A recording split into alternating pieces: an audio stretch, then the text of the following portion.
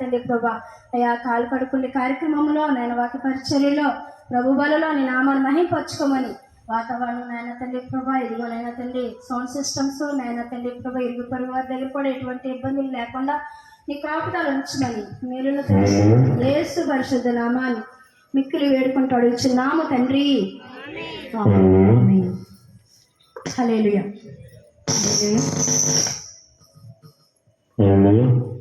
యేసయ్యా వందనాలయ్యా నీ ప్రేమకే వందనాలయ్యా.